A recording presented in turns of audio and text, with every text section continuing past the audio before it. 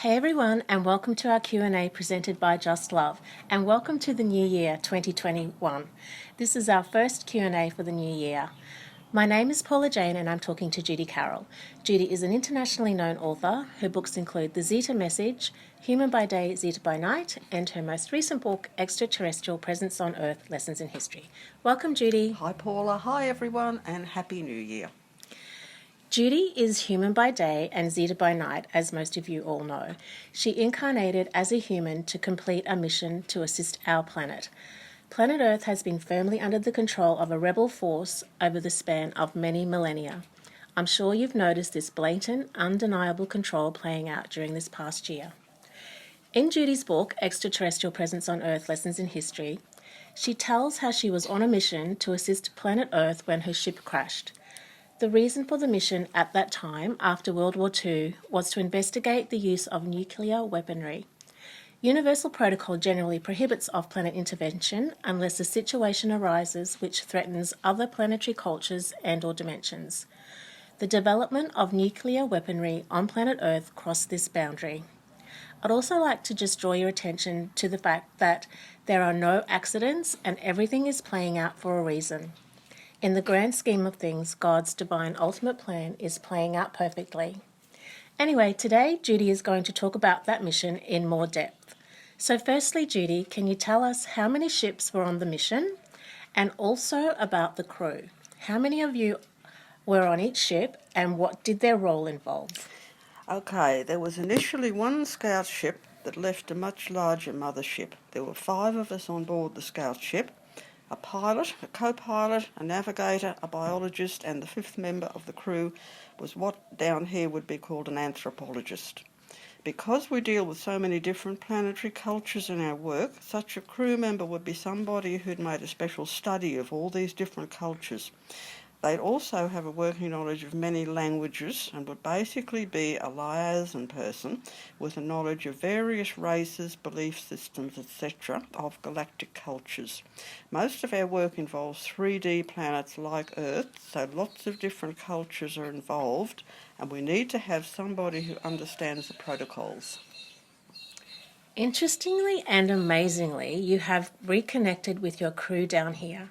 Can you tell us how all of this happened? Yes, when our ship crashed, a second one was sent to investigate, but they were also targeted by the same technology that brought ours down, so they crashed too. My sibling was the pilot of that ship. I'm not sure how many others were with him.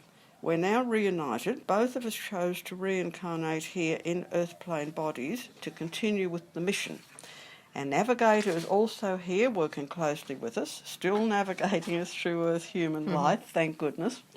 We've also reconnected with our liaison officer, who's still doing similar work as part of the publishing team helping to promote our books.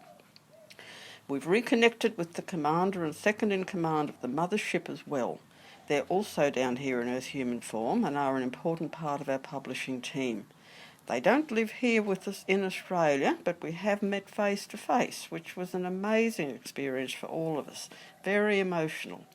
We've connected with a couple of other crew members as well, so there's a whole group of us who've been reunited. Needless to say, this means so much to all of us. We couldn't do this work without them. We're all very close, like family to each other as we continue with our joint mission. Getting these books out has been a major part of our mission, but as well as this, the ex-commander of the mothership has also organised a couple of ongoing programs to promote healing and balance on Earth. One of these was a world meditation practice leading up to December the 12th, 2012. Judy, can you describe the crew members in a bit more detail? For example, where were they all from? It was mainly a Zeta crew, but the crews consisted of Zetas, Arcturians and Pleiadians. The Pleiadians have a closer connection with modern-day Earth humans than we do, as they've evolved from an ancient mammalian species, whereas our folks are insectoid. This is why we work closely with the Pleiadians when dealing with Earth-plane humanity. People down here feel more comfortable with them than with us, so we sort of push them forward and hide behind them. Luckily, they're mostly bigger than us. Last time they were calling for volunteers up on the ship for more work down here, I hid behind a whole bunch of Pleiadians so as not to be seen. And did it work? No, darn. Somebody pushed me forward amidst much hilarity. They thought it was a great joke. But anyway, just to give people a bit of an idea about the off-planet folks, Earth people seem to need to put neat little labels on things and tie everything up in separate little boxes. But you can't do that with off-planet cultures. People ask questions like how many ET races have visited Earth, what planets are they from, what species are they? But what's not understood is that A, most are hybrids of mixed cultural backgrounds, just as down here you rarely find anyone who's absolutely pure English, French, American or whatever. Nearly everyone comes out of a mixed planetary heritage. And B, in higher dimensional cultures, everything is recognised by its energy signature rather than by having a physical name attached to it. Now, for example, down here, Earth plane astronomers have given designated names and labels to all the star systems and planets for convenience when they're studying them through their telescopes. For example, Zeta or Zeta Reticuli, Alpha Centauri, the Pleiades, etc. Zeta or Zeta is simply the letter Z in the Greek alphabet, and so is Alpha, which is the Greek letter A. Reticuli is a Latin word. These star systems and planets are not known by these names off-planet. This being the case, it's hard to label our crew as being this or that. For example, my sibling and I were blue-grey Arcturians, which are Arcturian Zeta hybrids. We had the classic Zeta appearance of small bodies and large heads with the huge wraparound black eyes, and our colouring was an attractive blue-grey. The commander of the mothership was one of our folks also, but his partner and second in command was a Zeta Pleiadian hybrid, so looked more human. Wow, that's interesting. Okay, a quick recap here. You have reconnected with your sibling, your brother, from the other scout ship that was sent out to look for you from the mothership. You've also reconnected with the navigator who was on board with you and also the liaison officer. You didn't mention the liaison officer earlier. What ship was the liaison officer on? She was on our ship. There were 5 of us on board. She was the anthropologist. Oh, okay. So you've also connected with the commander and the second in command of the mothership, and you've connected with a couple of others as well. Yes, I've connected with a couple of other crew members from that ship. I can't go into details about them as I don't want to invade their privacy, but several of them have connected with me online. One has a lifelong memory of her sibling being on board our ship and seeing us crash. Needless to say, our reunions have been very emotional. Yeah. So let's start with the navigator. How did you reconnect with the navigator here on planet Earth? Some of our listeners will have read your books and they will know. But just for the people who don't know, this is an incredibly interesting story. Can you give us a brief overview of the events that were orchestrated by your ET family here on Earth to reunite the two of you? Yes, my co-author of the Zeta Message, Helene Kay, was our navigator.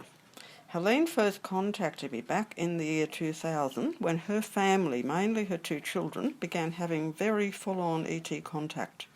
It's a long and detailed story which we've told in our book, but I must explain the first time Helene spoke to me by phone I immediately recognised her.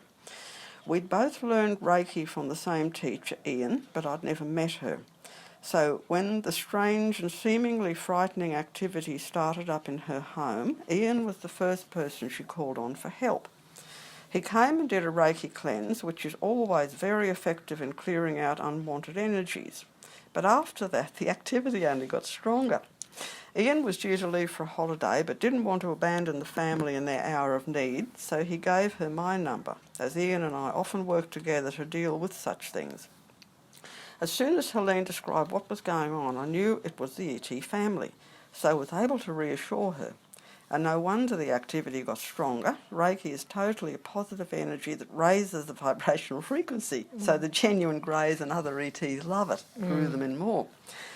As Helene and I got to know each other, we became aware of a number of quite strange parallels between us, including the difficulties both of us experienced with driving. We could sense a very deep past life connection, and then memories began surfacing for both of us, confirmed by the tall grey teacher Orris, who was the main visitor to their home. He explained how we'd both been involved in the crash of an ET ship, that we'd made a pre-birth choice to come back down here to Earth in human form, and that it was Helene's job to continue as my navigator. This was partly the reason for the ET contact with her family. It was a way of reconnecting us, both with each other and also back with our ET group. The writing and production of the books then went on to be the catalyst that brought all of us back together. Helene is still a brilliant navigator. We work both down here and up on the ship together, and I could never do this work without her help and support. Hi, Helene. Okay, can you talk about your sibling, your brother who came looking for you? How did you reconnect down here? Okay, initially Xantu Kai and I were brought together through Dr. Leo Sprinkle. The Earth-human female form that Xantu was working through in the US, in the United States, was having some pretty full-on experiences and memories of having died in a crashed ship, to the point where she needed to get counselling help. So she went to Dr. Sprinkle. Dr. Leo Sprinkle is a retired professor of counselling services, formerly of the University of Wyoming, who is highly respected in the field of ET research. He actually wrote the foreword for my last book, Extraterrestrial Presence on Earth. Dr. Sprinkle knew of me and my connection to the crashed ships, so with my permission he passed my contact details on to Xantu's present life personality. We immediately recognised each other, arranged to speak on Skype, and were highly amused to see exactly the same, quite unusual bamboo screen behind both of us as we sat at our computers, hers in America and me here in Australia.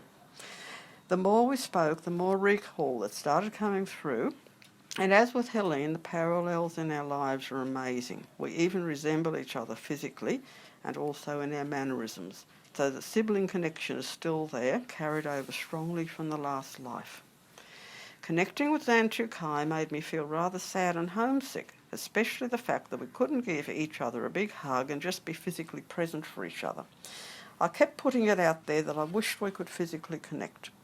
What I'd forgotten is that these past life personalities of ours, Xantu Kai and mine, Alorca, are still around as pure energy forms. Such energy can and does express through any number of physical channels. This is the reason why you can have a number of people who recall the same past life. With this in mind, Xantu Kai then began manifesting through another person who suddenly turned up in my life, introduced to me via our navigator Helene, and also with amazing parallels between us, way too many to go into here. And she was living not very far from me. So we get to see each other on an almost weekly basis and work together closely, just as Xantu Kai and Alorca used to do. So the three of us, our navigator Kalia, known as Helene in the present life, Xantu Kai and myself, are now back together physically as well as spiritually, continuing with our mission, which brings a great deal of satisfaction to all of us. Incidentally, I sense that part of Alorca's soul essence is also working through my good friend and co-worker Paula, sitting here beside me as we record this session. The commander and the second in command of the mothership are down here as well, as you've reconnected with them. You've mentioned that your books are a major part of your mission, and the ex-commander of the mothership has also organised a couple of ongoing programs to promote healing and balance on Earth. One of these was a world meditation practice leading up to December 12, 2012. Yeah. So are the commander and the second in command of the mothership still active in promoting healing and balance on planet Earth? Oh, yes, they sure are. They're both deeply involved in spiritual work, and of course we've worked on the book projects together. As mentioned earlier, the three of us got to meet them when they came to Australia in 2018, which was lovely. It's all very well exchanging emails and talking on Skype or Zoom, but to be able to connect physically and give each other a big hug, that's beyond words. The Greys tend to be very tactile. Touch is important to us. So coming together like that with Commander Sartana and his partner and second in command, Jikala, to give them their past life names or last life names, meant so much to all of us. They had also connected physically with Xantu Kai's physical channel in America. I love all these names. There's Alorca, Xantu Kai, Kalia, Zaitana, and Julaka. Jukala. Jukala. You call these names your past life names from when you lived off-planet in the Zeta Reticuli star system. This was your last past life where you were heavily involved in a mission to assist planet Earth. Yes, and we still use these names as they're convenient energy signatures that we've carried through from that past life because we're still continuing on the same mission. Okay, so your name is Alorca, your sibling's name Zanjukai. Zan is manifesting through 2 human bodies that you know of. Zanjukai was the pilot of the other scout ship that came looking for you when you crashed and sadly also crashed. Then there's Kalia, Helene the navigator on your ship, and Satana, and Jukala, the commander and the second in command of the mothership, who are actually partners here on Earth. That's right, Paula, you've got it. Many people down here don't understand that once we leave our physical body at death, we continue as soul energy, which is not confined to one body, especially when such a huge mission as the one we're on is involved. That soul energy will definitely manifest back into physical form through at least 2 bodies or channels, and maybe more. Containers is the word the Greys use. I love the idea of Alorca working through several bodies or containers. It sort of lifts the weight off my shoulders a bit, if you know what I mean. The reason why I feel she's also working through you, Paula, is that Elle's mission down here is to help people to meld earth plane religion and spirituality with cosmic spirituality. This is why, on the soul level, I chose to be educated in the Catholic convent school.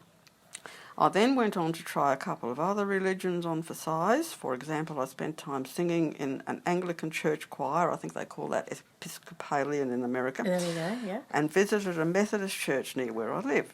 I was basically just checking out all these different belief systems. I also experienced a desire to study theology, which I never managed, but you have. And you now have a degree in it. So Elle accomplished that goal through you. Does that make sense? Yes, it does. I was also brought up in a Catholic family background, and one of my aunts is a nun. So yes, I too have always been involved in religion, and I've read New Age philosophies widely too. Part of my theology course at the Australian Catholic University include Indigenous spirituality, which was amazing. I loved it. Anyway, now back to your names. I really like these names. How did you know them? How did you find out what your name was down here? And how did everyone else find out what their name was? I was told mine before I wrote my first book, Human by Day, Zeta by Night. I needed a name for my ET character, so I put it out there and woke up the next morning with the name. I couldn't remember it exactly, so I wrote it in the book as Alarca, A-L-A-R-C-A. Very close. But I knew that wasn't quite right, but close enough. I got the shock of my life when I found my correct name in Sani's book. She spells it as Lorca, L-O-R-K-I-A-H, which is actually pronounced as Elorca.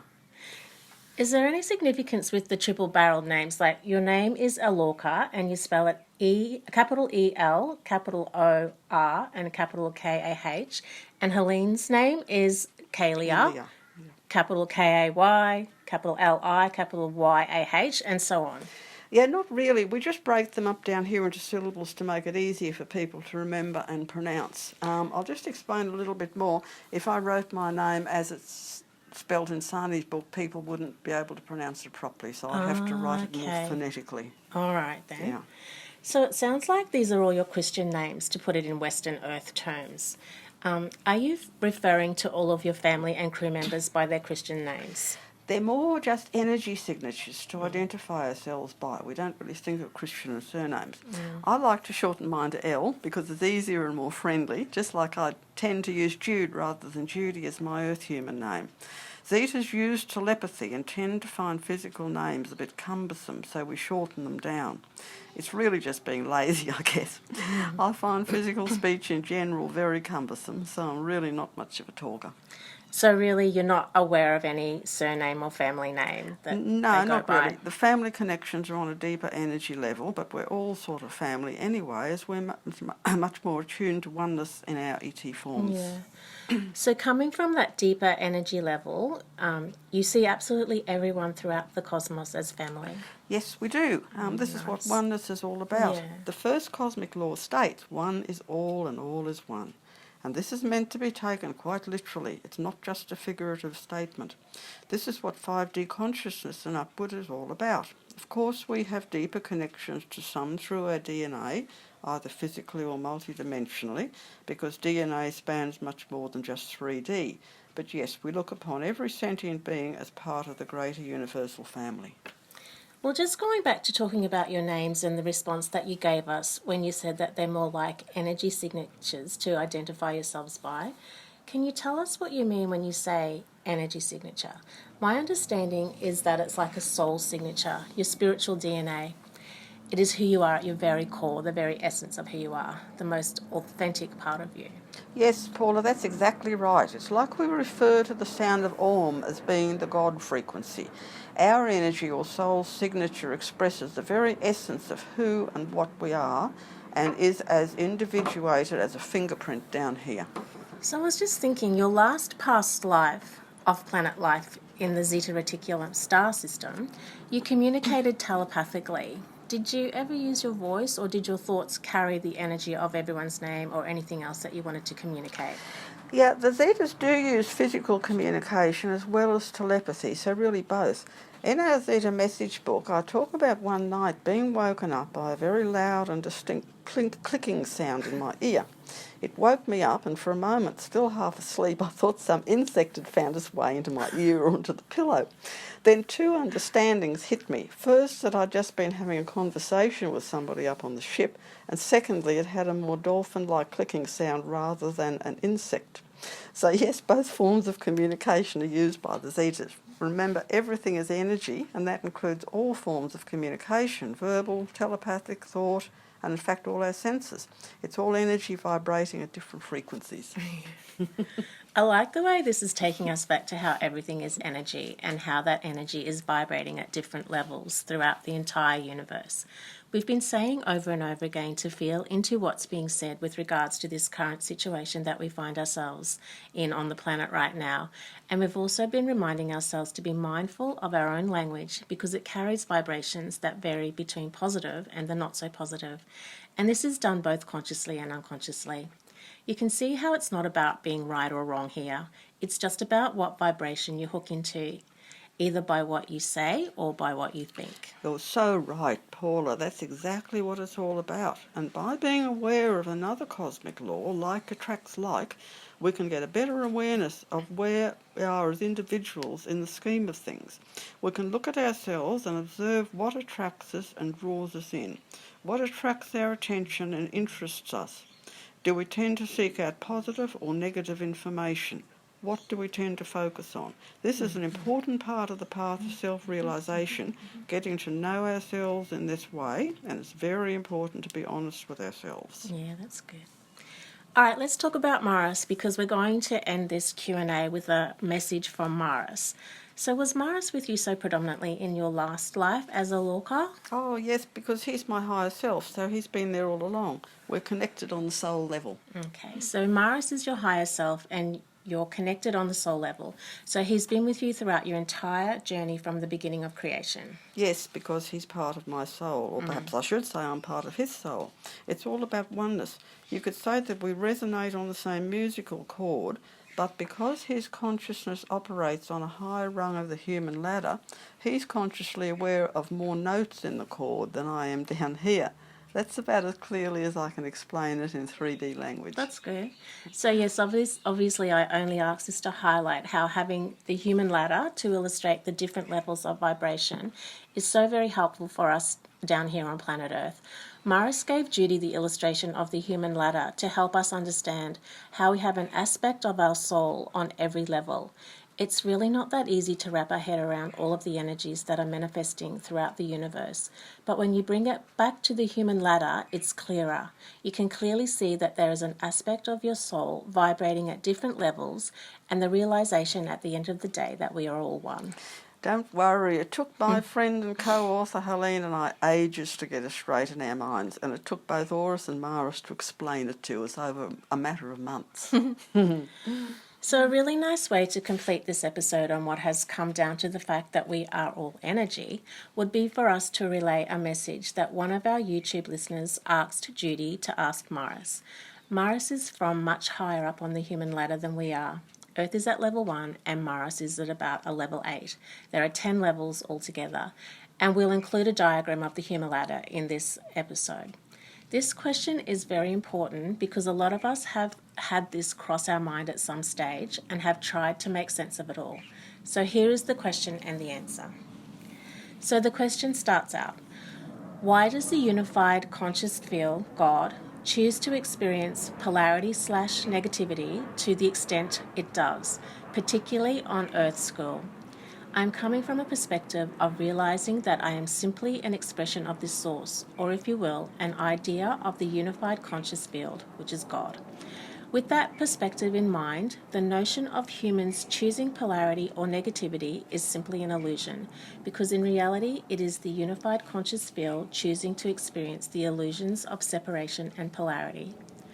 My understanding of polarity/negativity is that it does provide learning experiences and contrast, and provides a mirror for creation to understand itself. However, how much negativity, duality, is necessary for this beneficial side of polarity? Is it all really necessary? My mind asks, when does learning become voyeurism? When does evolution blur into entertainment? I would be interested to hear their thoughts on negativity from a unified conscious perspective and not from a separation individual perspective. Okay, and here's the answer that Maris gave. In the greater reality, everything is an expression of and connected to the unified consciousness field in oneness. This field, called God on Earth, is pure non-polarized energy and is described as being omnipresent and omnificent. I can never pronounce that. Omniscient, yes. All-knowing. Energy cannot be destroyed, it only changes and is never static. It is always seeking to expand by gaining experience. One cannot be all-knowing without the knowledge being gained through experiences of all types, both positive and negative.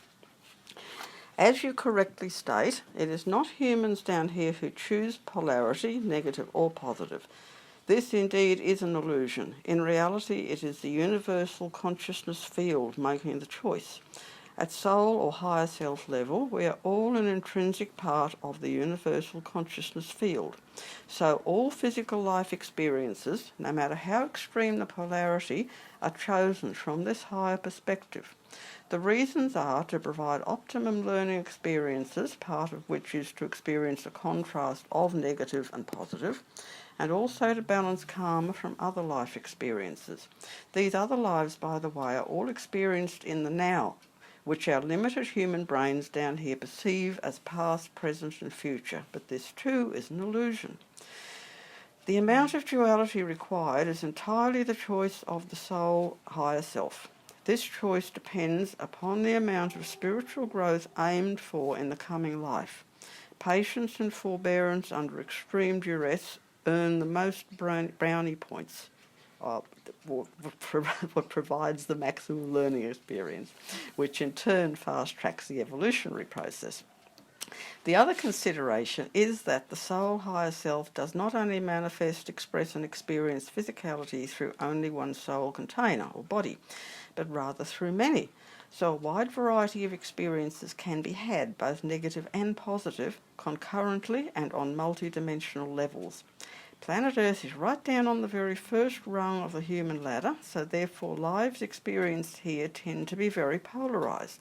This is why Earth is so sought after by souls wishing to gain experiences in duality. Earth is one of the best school planets in the universe. The ultimate lesson provided on such a planet is creativity, and one cannot evolve to higher rungs of the ladder until the art of positive creativity as opposed to negative creativity has been mastered. Bearing in mind that we create our own reality through our thought processes and patterns, evolution gradually teaches us that positive creativity is more conducive to peace and happiness than negative creativity. Until we learn this all-important lesson, we must suffer the results. In other words, we learn through consequences, just as children do. And these are not so much the consequences of our actions, but rather the consequences of our mind and thought patterns. It's not about voyeurism or entertainment, because nobody is observing or being entertained but our own higher self. The life choices and challenges made by the higher self from the expanded pre-birth perspective of the greater reality may not seem overly negative or difficult, but facing them down here from our limited 3D perspective can potentially be quite another matter. The higher self does often try to intervene, but the earth human lower emotions centred around fear and separation often get in the way. All sentient beings, including humans of earth, are governed by cosmic law. These include the law of unity and oneness, all is one and one is all. We are meant to take this quite literally. In the greater reality there is no separation, there is only oneness. Because of the law of unity and oneness, we have the law of reflection, which dictates the amount of light you are able to tap into through your intentions and the actions you choose through free will. When the law of reflection is set in motion, the law of attraction is the result. This law dictates that like attracts like, as within, so without. What you are is what you attract, thus we create our own reality.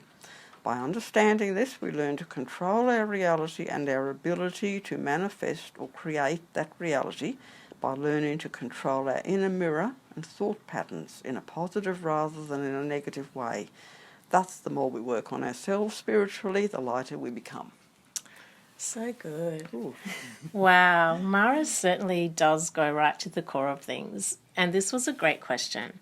If anyone else has a question, please put them in the comments section of YouTube, and Maras will hopefully be able to come back with a satisfactory answer. Just to remind you, Judy's books are available through Amazon and Kindle, or you can go directly through Judy's website, which will be included in the link below. And if you like this video, please share it with your friends and family and subscribe to this channel. All the very best to our dear listeners for the new year, and we look forward to meeting up in our next Q&A session. Bye for now.